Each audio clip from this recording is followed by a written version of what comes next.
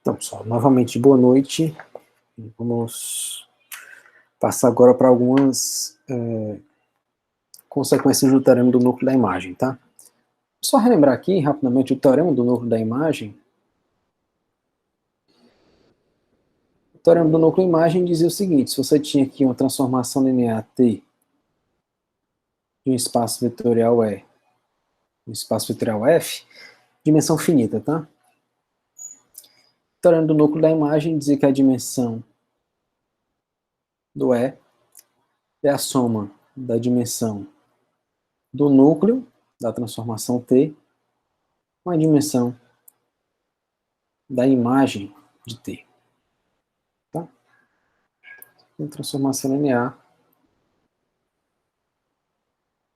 Aqui, claro, essa dimensão tem que ser finita, tá? Se o espaço é tiver dimensão infinita, esse aqui não faz sentido. Tá? Esse aqui é o chamado teorema do núcleo imagem. Ok? Esse teorema, pessoal, ele vai ter algumas consequências. São simples, mas uma que a primeira vez que eu vi esse resultado eu achei impressionante, que era que todo espaço vetorial de dimensão n, ele é essencialmente um Rn. O que é que eu quero dizer com essencialmente? É que vai existir, se você tem um espaço de dimensão n, um espaço vetorial de dimensão n, e o espaço euclidiano, o Rn, vai existir uma transformação linear entre esses dois espaços, que é injetiva e que é sobrejetiva. A esse tipo de transformação a gente vai chamar de isomorfismo, tá? Primeira definição de hoje.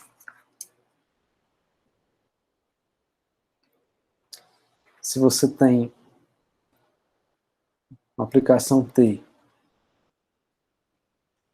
de NF, uma transformação linear, que é injetiva, isso quer dizer que o núcleo dela é só o vetor nulo, e sobrejetiva, isso quer dizer que a imagem de T é F. A gente vai chamar uma transformação linear que é injetiva e sobrejetiva de isomorfismo.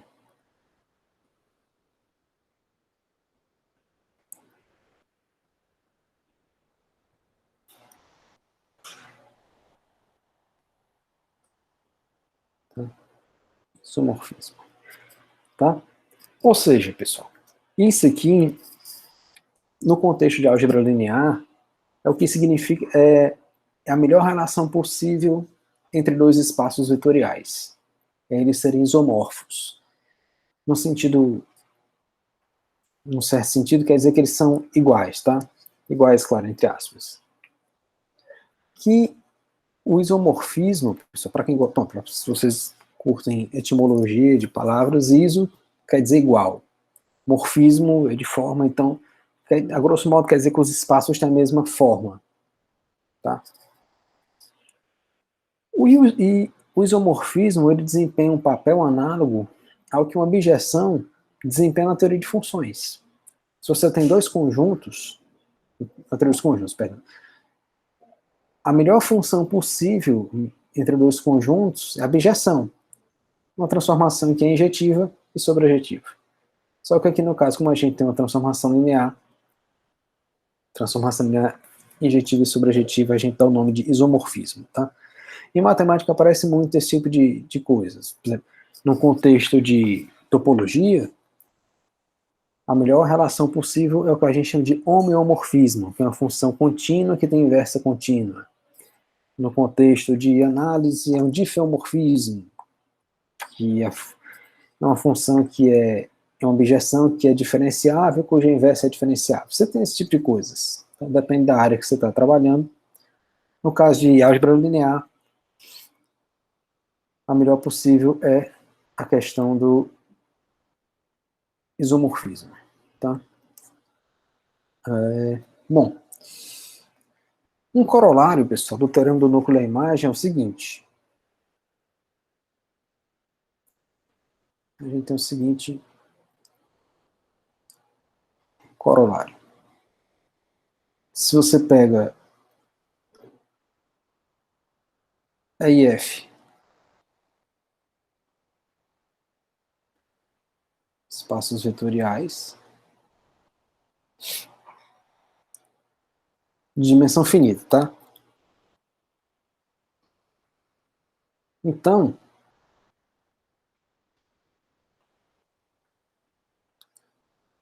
é isomorfo a F, e o que é que isso quer dizer? Que existe uma T de E em F, isomorfismo. Sempre que existe um isomorfismo entre espaços vetoriais, eu vou dizer que os espaços são isomorfos, tá? Então, o espaço E é isomorfo ao espaço F se e só se a dimensão de E é igual à dimensão de F. Ou seja, para que dois espaços vetoriais sejam isomorfos, é necessário e suficiente que eles tenham a mesma dimensão. E uma consequência desse corolário, como se fosse um corolário do corolário, é isso que eu comentei aí agora há pouco, né, que todo espaço vetorial de dimensão n é essencialmente um Rn. Por quê? Porque suponha que o E é isomorfo ao Rn, e que o F seja isomorfo ao Rn. Então, isso aqui quer dizer o seguinte, quer dizer que você tem uma aplicação T de E em Rn, isomorfismo. Se F é isomorfo ao Rn, existe uma S de F em Rn que também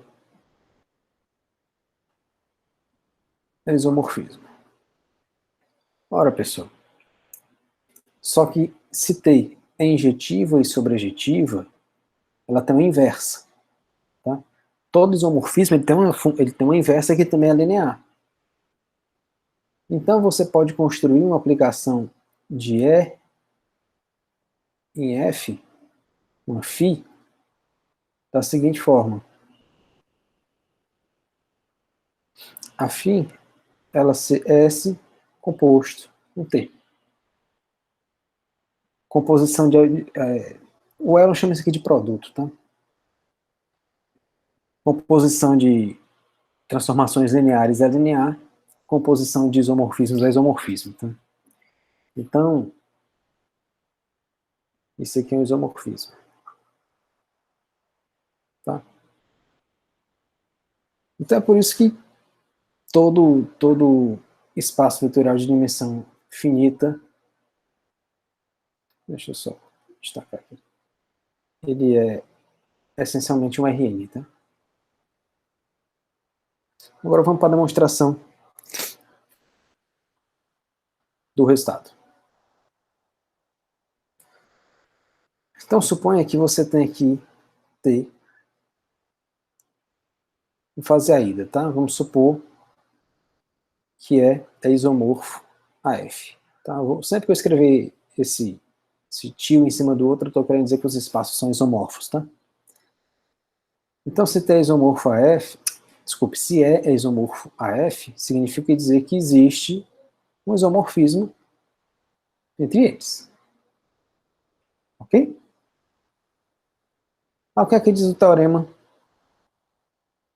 do núcleo e da imagem? Vai dizer que a dimensão de E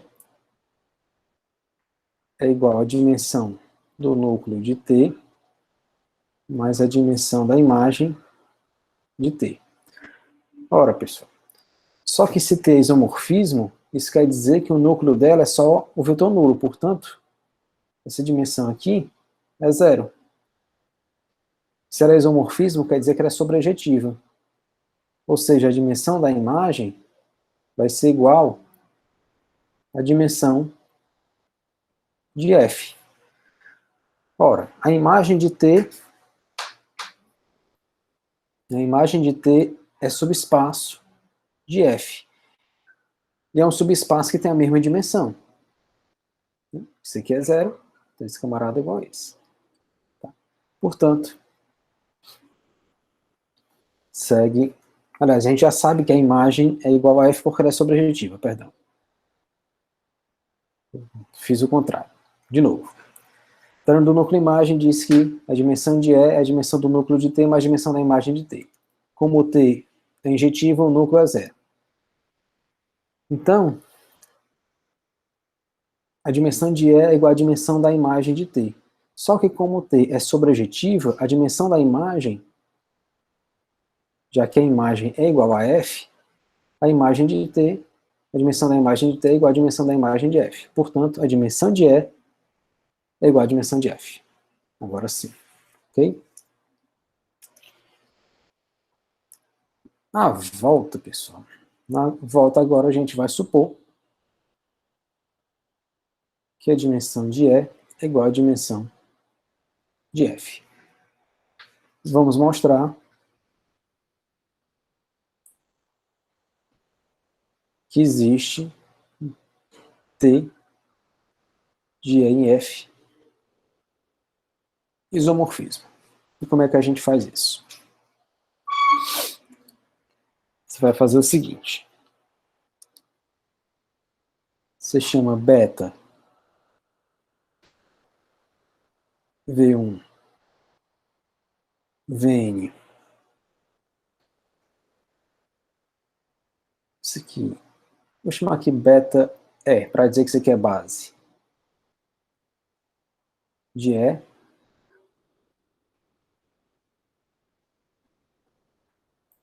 E beta F. W1 Wn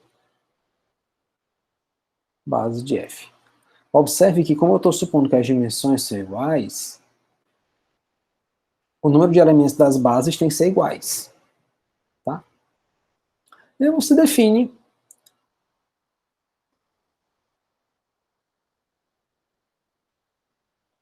a seguinte aplicação. T de Vj é igual a Wj.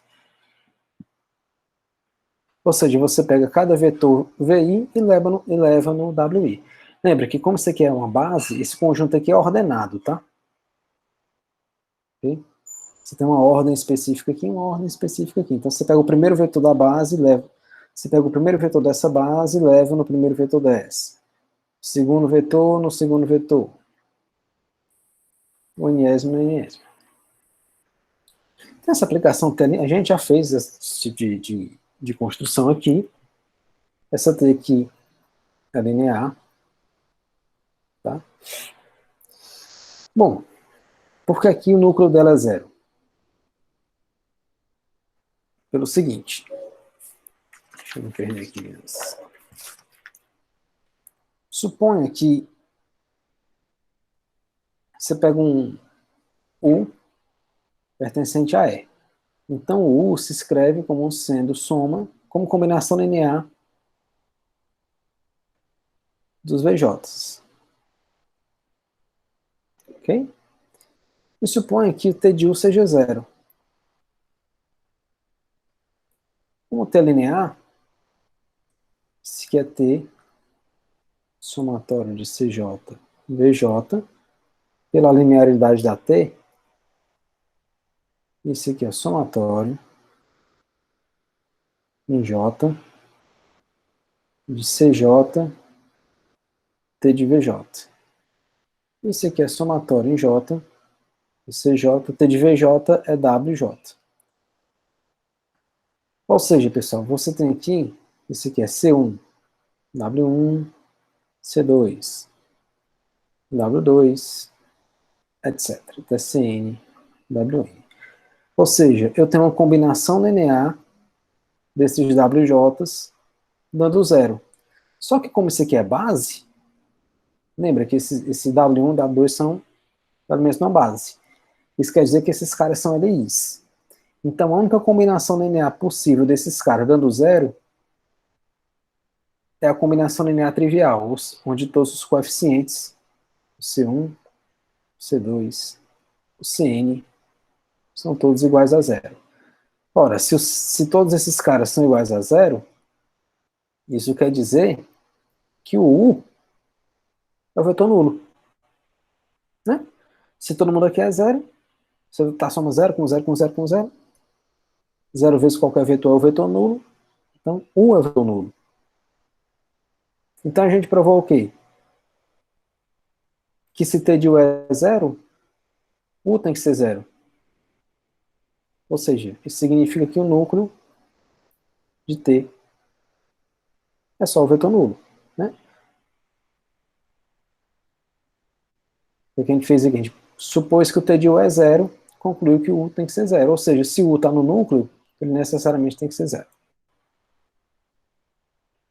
E agora vamos para, ou seja, T é injetivo. Agora vamos provar que a T é sobrejetivo. Como é que a gente faz isso? Bom, você pega um W em F. Vou chamar de W não, chamar de U também. Tá?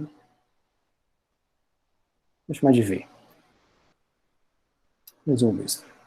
Você pega um U, o barra, em F.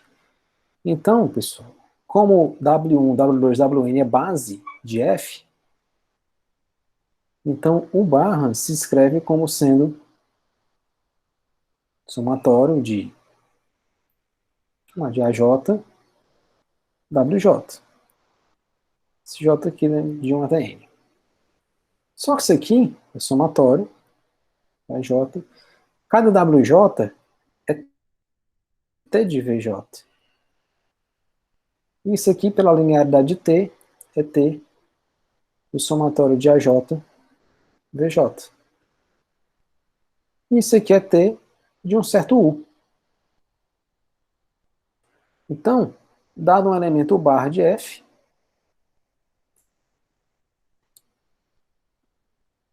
ou seja, dado o barra em F,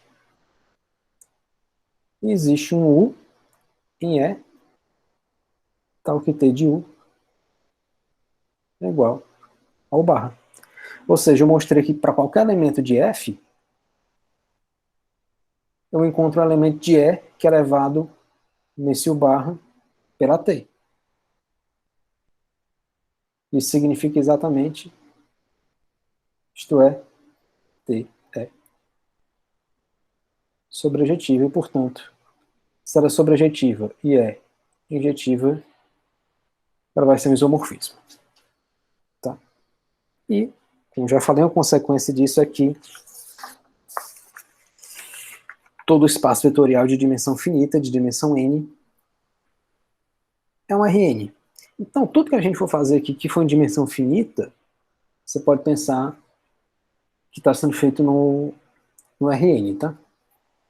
Ok? Vamos para o próximo corolário. Um pouquinho mais longo, mas também não é nada demais. Isso que eu estou fazendo hoje, pessoal, é uma sessão lá é a sessão seguinte ao teorema do núcleo-imagem da apostila do Plácido, tá? Se quiserem rever as demonstrações, tá tudo lá. Então, próximo corolário do teorema do núcleo-imagem é o seguinte.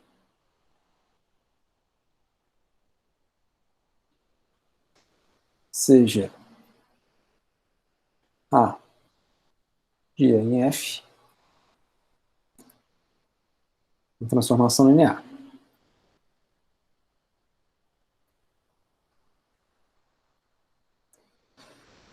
Transformação linear. E suponha o seguinte.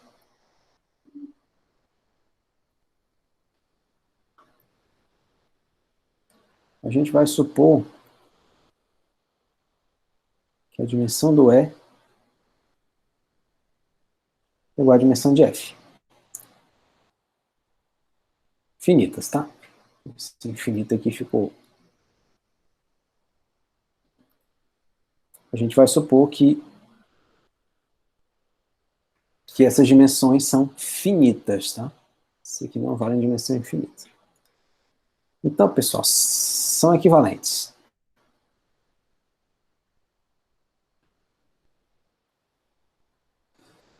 O item A. Aqui A é isomorfismo.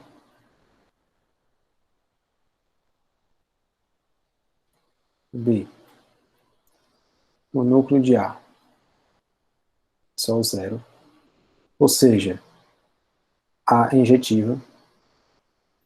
O item C é que a imagem de A é F, ou seja,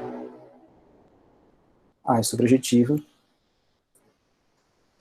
E o item D é que A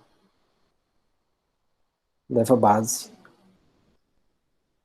em base. O que é que isso quer dizer? Isso aqui quer dizer o seguinte, que se você tem uma base aqui de E, V1, Vn, então esse conjunto aqui, beta de F, A de V1, A de Vn, se isso aqui é base, então esse aqui também é base. Tá? Ela pega, se A é isomorfismo, é equivalente a dizer que ela é injetiva, é equivalente a dizer que ela é sobrejetiva, é equivalente a dizer que ela pega uma base de um espaço vetorial e leva exatamente em outra base. Tá? E vamos provar isso aqui. Bom, que A implica B. Bom, é óbvio, né? Porque se eu já estou dizendo... Isso aqui é óbvio. Por que que é óbvio? Ó, se há isomorfismo,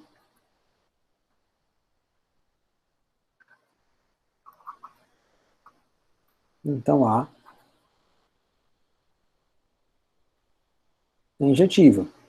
Só que a gente já sabe que ser injetivo significa dizer que o núcleo de A é só o vetor nulo. A gente já provou isso, tá? Então aqui o A implica B é imediato. Tá? É óbvio, mas você tem que explicar por que é óbvio. Tá? Agora vamos que B implica C. Então a gente vai supor que o núcleo de A é só o vetor nulo e vamos mostrar que A é sobrejetivo. Então, se o núcleo de A é zero, então a gente sabe o seguinte, pelo teorema do núcleo em imagem, a gente sabe que a dimensão de E é igual à dimensão do núcleo de A mais a dimensão da imagem de A. Só que se o núcleo de A tem dimensão, se o núcleo de A é só o vetor nulo, isso aqui é zero. Então isso aqui é a dimensão da imagem de A. Só que a gente está supondo o quê? Que E e F têm a mesma dimensão. Então a dimensão de F, por hipótese, aqui, ó, a gente está sempre supondo que essas dimensões são iguais, tá? Então a dimensão de F é a dimensão de E, só que a dimensão de E é igual à dimensão da imagem, ou seja, a dimensão de F é igual à dimensão da imagem de A. Só que a imagem de A, pessoal, é um subespaço de F. Ora, se eles têm, e a gente sabe, né, que se um subespaço tem a mesma dimensão do espaço que o contém, isso significa que esse subespaço, na verdade, é o espaço todo. Ok? Agora vamos provar que C implica D. Ou seja, agora a gente vai supor que a imagem de A é igual a F. Isso aqui é a nossa hipótese. Vamos mostrar que A leva base em base. Então, seja beta V1, Vn, base de E. Okay? E aí você toma um W pertencente à imagem de A, que é o F, por hipótese, né? Então, pessoal, como o W está na imagem, o W é A de um certo U. Ok? Existe um certo U em E. Se eu estou dizendo que ele está na imagem, ele é A de alguém. E esse U eu vou escrever como sendo, eu vou escrever na base V1, Vn, isso aqui é somatório de CJ, VJ. Tá? Se isso aqui é uma base de E, eu posso escrever U como combinação linear desses camaradas aqui. Então, o que é que eu tenho? Eu tenho que W é A de U, só que quem é U? Somatório de CJ, VJ. Isso aqui, pela linearidade da A, isso aqui é CJ de A de VJ. Ou seja, o que é que a gente provou aqui? A gente mostrou, a gente pegou um cara de F, que é a imagem de A, e mostrou que ele se escreve como combinação linear desses A de VJ. Ou seja, esse conjunto aqui, pessoal, A de VJ,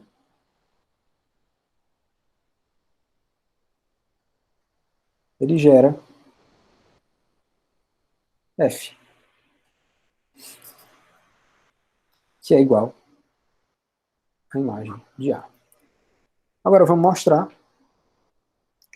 que, na verdade, esse conjunto é uma base. Tá?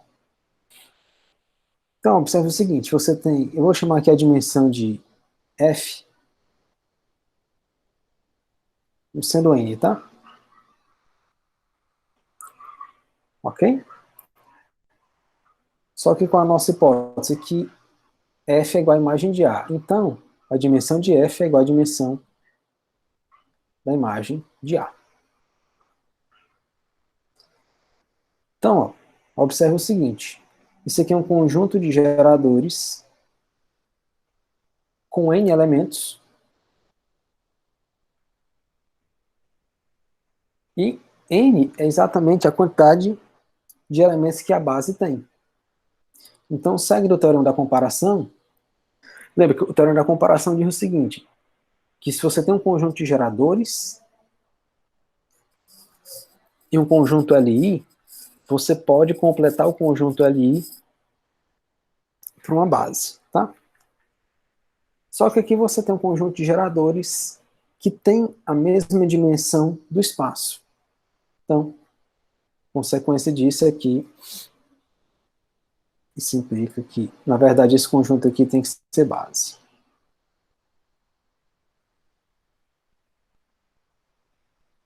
De F. Tá? Ok? Então, é isso. Ah, tá faltando... Tá, falta o D aplicar. Ok? Aqui, pessoal, o que eu estou usando, essa implicação aqui, é um corolário lá do teorema de comparação, tá? Uma consequência lá do teorema da comparação. E, finalmente, que D implica A. Então, o que é que a gente provou aqui? A gente provou que se beta é uma base, A de beta, que esse A de VJ aqui é aplicado, esse A de VJ aqui, pessoal, nada mais é do que A de V1, A de V2, até A de Vn. Você pode tentar provar que esse conjunto é LI, tá? Mas você vai ter que usar o termo do núcleo imagem. Você pega um cara que é levado no... Você pega um cara no núcleo e usa a linearidade do termo do núcleo imagem e conclui também, tá? Então agora vamos para de implicar. Então suponha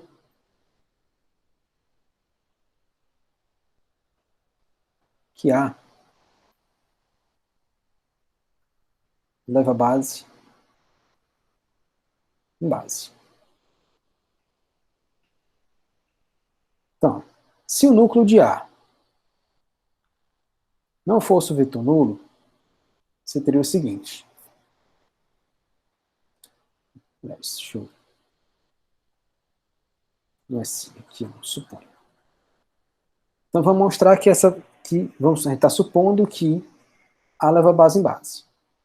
Então vamos imaginar que ela não é injetiva. Então suponha que o núcleo não é vetor nulo. Que tem alguém fora... que tem um vetor não nulo no núcleo. Então você pega beta, V1, V2, VK, VK mais 1 até Vn, base de E. E você vai supor, pessoal, a gente vai supor que esses camaradas aqui, que os K primeiros vetores, que isso aqui formam uma base do núcleo de A. Por que a gente pode fazer isso? Porque, tendo a comparação, a gente já sabe que o núcleo é um subespaço. E a gente pode completar uma base do subespaço por uma base do espaço. A gente já fez esse procedimento aqui. Tá? Então você pega uma base do espaço e supõe que os K primeiros elementos formam a base do núcleo de A. Ok? E agora você pega o seguinte conjunto. Ó. Aí. Como A leva base em base, então isso quer dizer o seguinte, que esse conjunto aqui, ó, A de VK mais 1 até A de Vn, isso aqui é base de F. Ele não leva base em base? Mas, cadê os camaradas aqui? São levados no zero. E o zero não faz parte de base. Tá? Qualquer conjunto que tenha um zero, ele é linearmente dependente. E como a base só pode ter, uma base é um conjunto ali, você não pode ter zero. Então, ó, quando você aplica A nesse conjunto aqui, esses K primeiros são levados no zero. Então a gente não conta. A gente vai contar só esses daqui, para a base. Então, A de VK mais 1, A de VK mais 2 até A de Vn é uma base de F. Certo? Só, pessoal, que se isso aqui é uma base de F, significa dizer que a dimensão de F, quem é? Vai ser N menos K. Ok? Que é a quantidade de elementos que tem aqui, ó. Aqui, eu tenho N. Só que quando eu aplicar A, essa transformação A, eu estou tirando K, eu estou tirando esses K vetores aqui. Porque esses K aqui vão ser levados no zero. Então, a quantidade de elementos desse conjunto aqui é N menos K. E esse K aqui, ele é... Aqui, o K, ele é um número inteiro positivo. Por quê? Porque eu estou supondo que o núcleo não é o vetor nulo. Se o núcleo não é só o vetor nulo, esse camarada aqui tem dimensão pelo menos 1. Então esse K, ele é pelo menos 1. Portanto, n menos k é estritamente menor que n, que é a dimensão de E. Só que a gente está supondo desde o começo que a dimensão de E é igual à dimensão de F. Ou seja, a gente está concluindo que um número, que é a dimensão de F, é menor do que ele próprio. Isso é um absurdo. Portanto, o núcleo de A necessariamente só pode ter o vetor nulo. Ok? Tudo. Ou seja, A é injetiva. Agora eu vou mostrar que ela é sobrejetiva. Bom, pessoal, o que é que diz o teorema do núcleo imagem? Diz que N, que é a dimensão de E, é a dimensão do núcleo de A mais a dimensão da imagem de A. Só que a gente acabou de mostrar que esse camarada aqui é só o vetor nulo, portanto, esse número aqui é zero. Esse aqui é só a dimensão da imagem de A. Aí é aquele mesmo argumento que a gente já fez. A gente está concluindo que a dimensão da imagem de A é N, que é a dimensão de F. Ou seja, a gente tem um subespaço de um espaço vetorial que tem a mesma dimensão do espaço. Então a dimensão... Bom, a gente... Desculpa, aqui eu estou escrevendo dobrado. Então, deixa eu escrever isso aqui direito. Então, o que é que a gente está concluindo? Novamente, que é a dimensão de F, por hipótese, que é igual à dimensão de E. A gente está concluindo o quê? Que a dimensão de F é igual à dimensão da imagem de A. Só que a imagem de A é subespaço de F. Ok? E a gente já sabe que se um subespaço tem a mesma dimensão do espaço que eu contém, eles são iguais. Ou seja, a imagem de A necessariamente é F. Ou seja, A é sobrejetiva. Se A é injetiva e sobrejetiva, quando você junta, significa que A é isomorfismo. Que era o que a gente queria provar. Certo? Ok? Esse corolário, pessoal, todas essas contas aqui é só para dizer que quando você tem espaços de mesma dimensão, tanto faz você dizer que a função, que é uma transformação linear é isomorfismo, que ela é injetiva, que ela é sobrejetiva, ou que ela leva base em base. O argumento é sempre, teorema do núcleo imagem, você vai comparar a dimensão, o máximo que você vai fazer, né, que foi, né, do C por D, foi usar o teorema de comparação. Okay? Não é nada demais.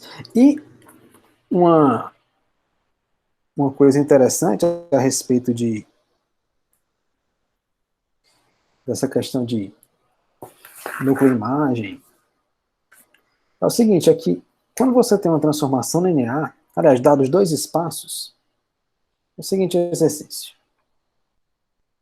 Isso tem uma consequência que também é interessante. O exercício é o seguinte, se você tem E e F, mas eu vou fazer em outra página, tá? Fica mais organizado. Então, novamente, você tem aqui E e F, espaços vetoriais de dimensão finita.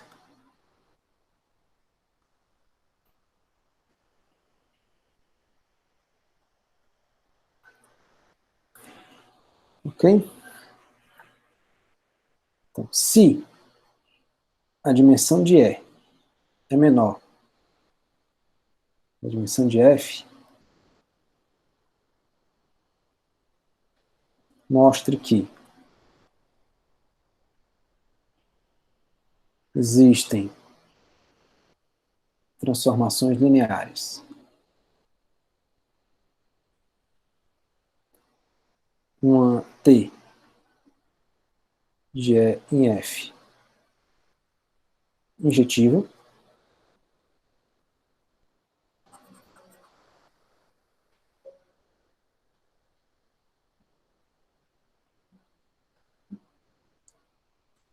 e uma transformação S de F em E sobrejetiva. Ou seja, se quando um espaço tem dimensão menor que o outro, você consegue uma injeção do menor no maior e uma sobrejeção do maior no menor. É só você pensar, por exemplo, aqui na reta. Suponha, por exemplo, que E seja R e que F seja R2. Você consegue uma injeção, você pode definir, por exemplo, T de R em R2, T de X como sendo X0. Isso aqui é uma transformação linear injetiva.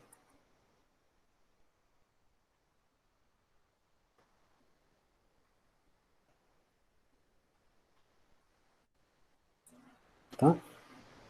Isso aqui, antes da gente provar o resultado, né? Como é que seria isso aqui?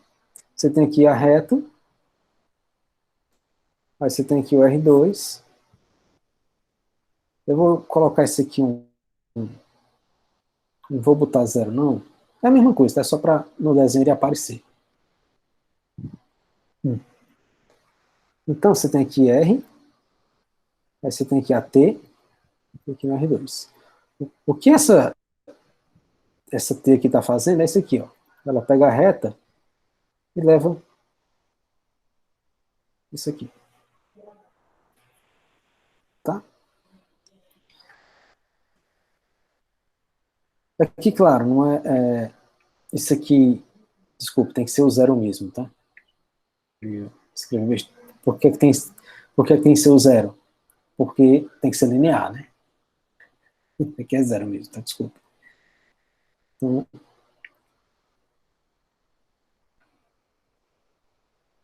Então ela pega esse camarada e leva aqui. Tá? E se você pegar, você pode definir uma S de R2 em R, S de X e Y são X. Você pega um ponto aqui, está projetando aqui. Tá? Então você tem exemplos. Isso aqui é uma injeção de R em R2.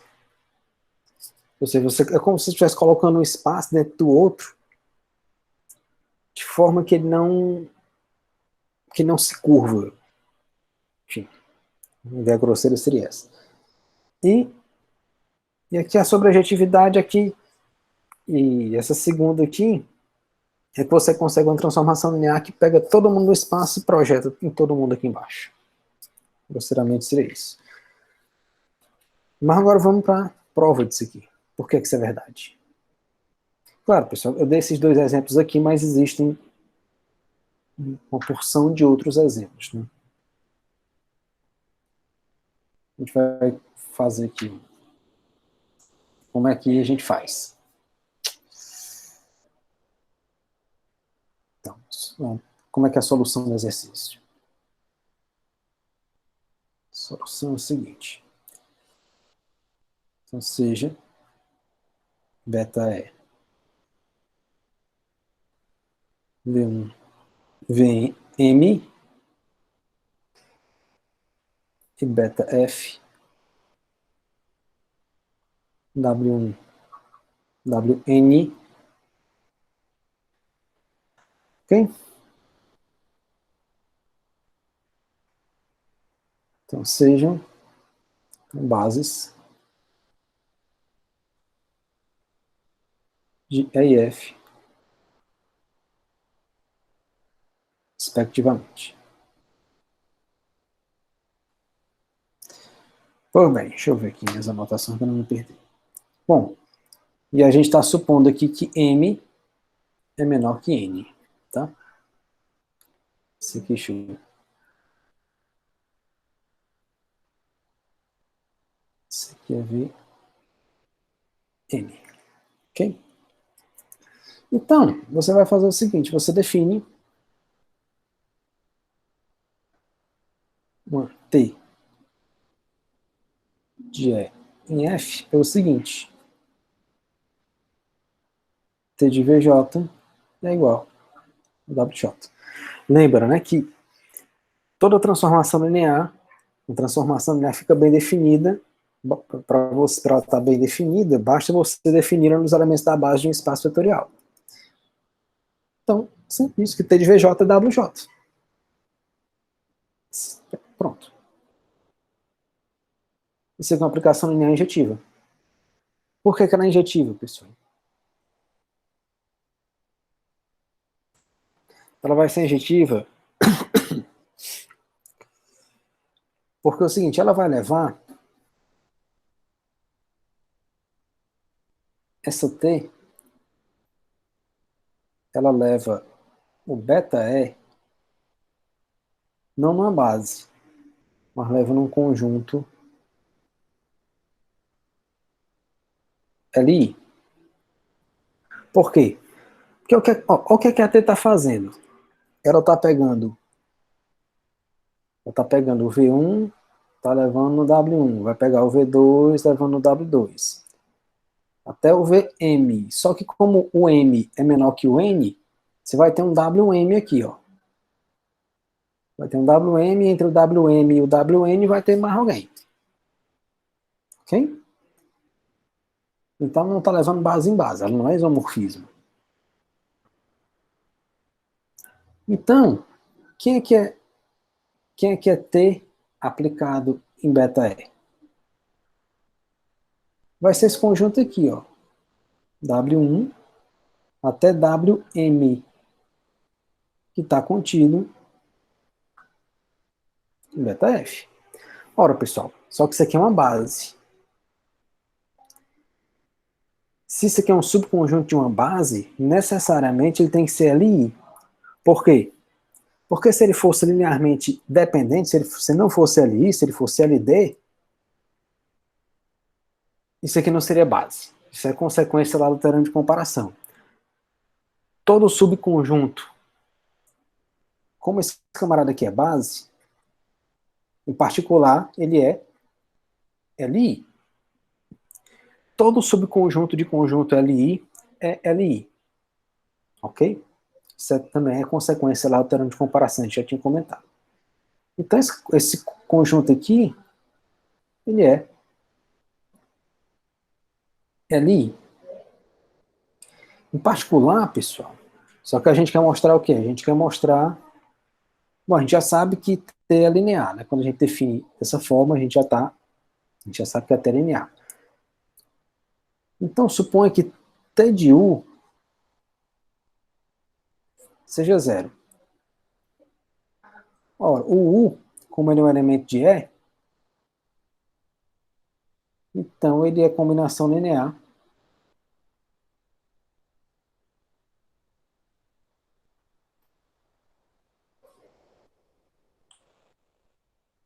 dos VJs.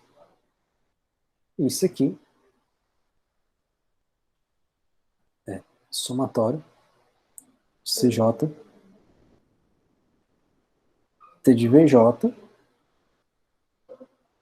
aqui J vai indo de 1 até M,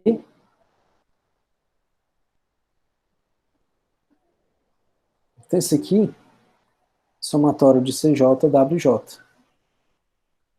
O J variando de 1 até M. Só que esse conjunto aqui, ó, de W1 até Wm, ele é Li.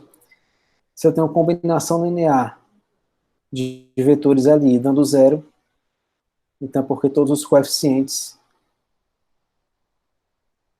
têm que ser iguais a zero.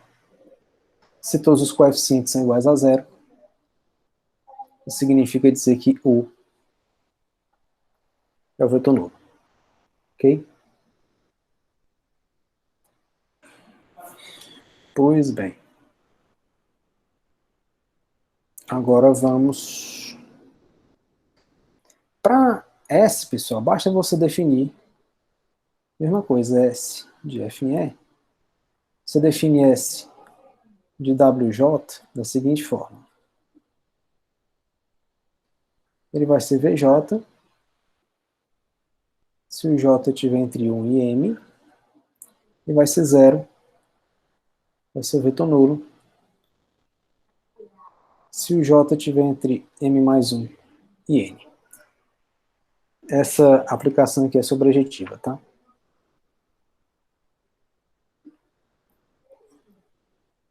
Ok? O procedimento é o mesmo, você pega um cara e vê como é que é a imagem dele, enfim. Ok? Deixa eu ver se tem mais alguma coisa. Deixa eu ver se é isso mesmo. Ok?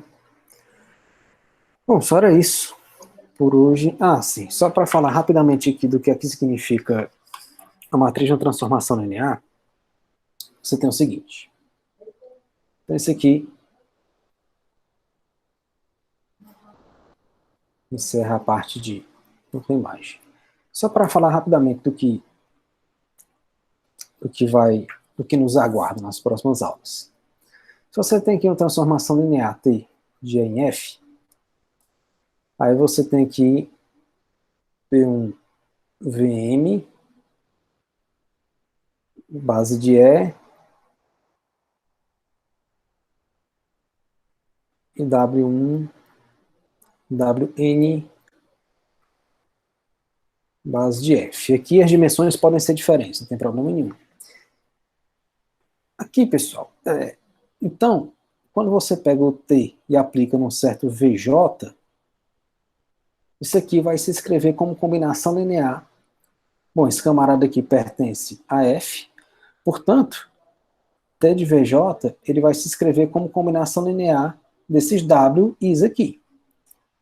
Então, isso aqui vai ser o somatório de AJK, WK, onde K varia de 1 até N. Sabe por que, por que são dois índices? Porque para cada VI, eu vou ter coeficientes A e K. Então, se aqui for o V1, você tem A1K, A2K. Se você tem o V7, vai ser o A7K, A71, A72, tá? Para cada VJ desse, eu vou ter... Esse J aqui está se referindo ao vetor VJ. E esse K aqui é o índice que varia aqui com o W. Então, pessoal, se você dispuser esses... Então, você tem, para cada J,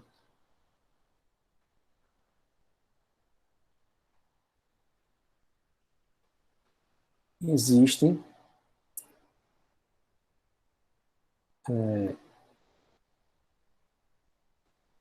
vai existir o AJ1, AJ2 até AJN coeficientes. Tá, isso que vale isso aqui.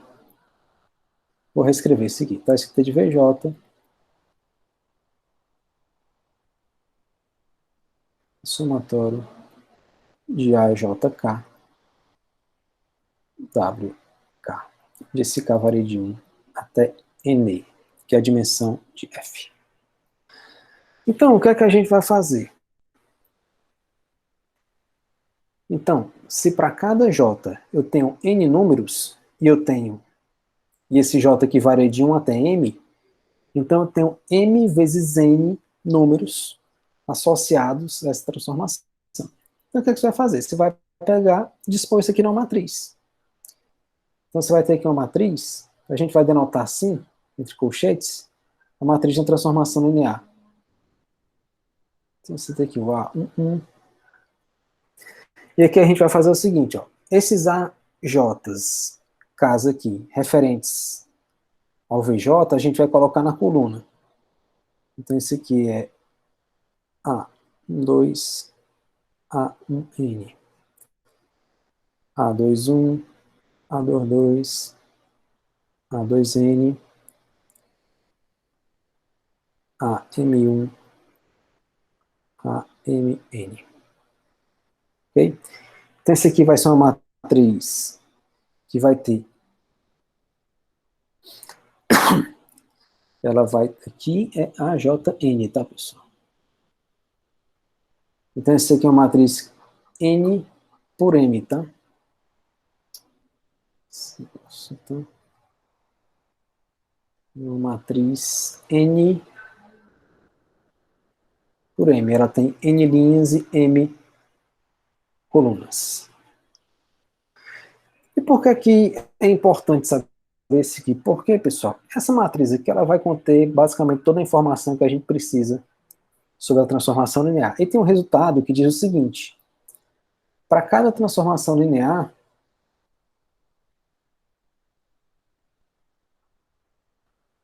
isso aqui, pessoal, é o conjunto, é uma notação padrão, tá? É o conjunto das transformações lineares de E em F. Isso aqui é um espaço vetorial, tá? Eu comento com vocês. Então, para cada transformação linear, eu vou associar uma matriz T. Isso aqui é uma notação padrão também. Isso aqui é o conjunto das matrizes N por M. Matrizes reais, tá? Como a gente não está trabalhando com transformações, números complexos, isso aqui, a notação mais geral, eu teria que colocar vírgula, R ou C, tá? Só que como a gente não está trabalhando com complexos, é desnecessário dizer que é uma matriz real. Então, para cada transformação linear, existe uma matriz, e reciprocamente, para cada matriz eu tenho uma transformação linear, tá? Você tem um isomorfismo entre esses espaços. Tá? A gente vai falar depois, próximo, eu vou falar com mais calma desses. Por exemplo, esse espaço de matrizes, pessoal, N por M, você pode identificar, ele é isomorfo ao Rn vezes M.